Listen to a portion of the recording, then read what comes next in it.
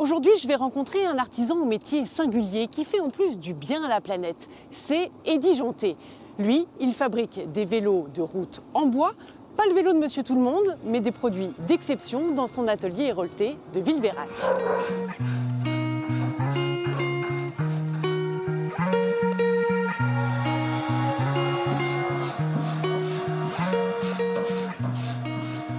Bonjour Eddy. Bonjour. Alors elle vous est venue comment cette idée de créer des vélos en bois? C'est venu d'un mélange de deux passions. Moi, j'ai fait mes études dans un lycée des métiers d'art en option ébénisterie. Et après, j'ai pratiqué le cyclisme pendant 6 ou 7 ans en compétition. Et de là m'est venue l'idée de réanimer l'atelier familial et de mélanger mes deux passions, le cyclisme et l'art du travail du bois. Comment vous faites pour fabriquer un cadre? J'imagine qu'il y a d'abord la sélection des essences du bois. Alors les bois sont sélectionnés suivant le comportement que le cycliste veut apporter à son vélo. Si on veut un comportement rigide, on part sur du chêne. Souple, on est sur du noyer. Dans l'entre-deux, on a du frêne. Et après, c'est un travail de sculpteur. C'est plus ou moins un travail de sculpteur. On part entre 40 et 50 pièces pour créer un cadre comme ça. Elles sont assemblées dans un certain ordre, en symétrie pour les déformations. On a une base brute, du coup, très carrée. Et de là, je viens tendre des lignes à la main, tracer, et après je dégrossis, je finis à la râpe, au racloir, au papier abrasif, tout est fait à la main.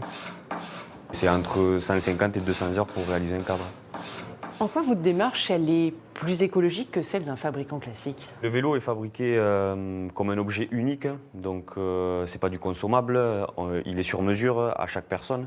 Donc déjà, on aura envie de le garder. En plus, ça, c'est fait en France, donc un bilan carbone un peu moins. Je vais chercher le bois dans des scieries plus ou moins locales, à Mazamet, un revendeur à 7. Donc on est sur un produit qui est fait là, made in Occitanie presque. Et tous les composants qui sont montés en annexe, en périphérique, j'essaye de les trouver en Europe au plus. Et justement, côté client, ça fonctionne, ça marche, vous en vendez? Ouais, ça marche. J'en ai vendu 4 en 2020 malgré le Covid, les circonstances.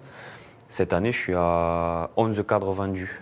Et dans la pratique, ça donne quoi sur la route? On va essayer, non? Bon, ça marche.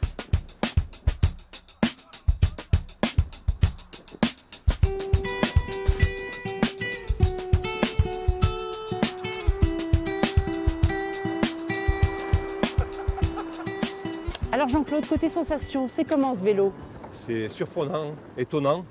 C'est tonique tout en absorbant les chocs, tout en étant souple d'une certaine manière. Et c'est un régal de rouler dessus, quoi. Voilà. Et puis au niveau esthétique, c'est une pièce unique. C'est une pièce d'art. C'est un vélo en freine et noyé. C'est un plaisir à toutes les sorties. Est-ce que c'est solide? J'ai cassé 2 cadres en acier et en aluminium. Et là, celui-là, voilà, il est très, très robuste. Est-ce qu'on peut rouler sur tout type de chemin avec?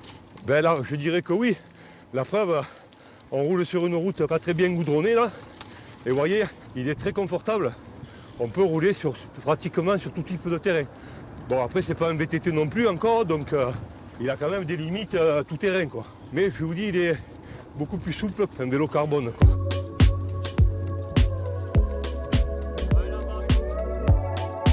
Moi aussi, je vais tester ce vélo haut de gamme créé par Eddy. Il a une idée qui roule et qui respecte en plus l'environnement. Si vous aussi, vous avez de l'imagination ou des solutions pour préserver notre planète, dites-le nous. C'est tout de suite qu'il faut s'y mettre. À bientôt.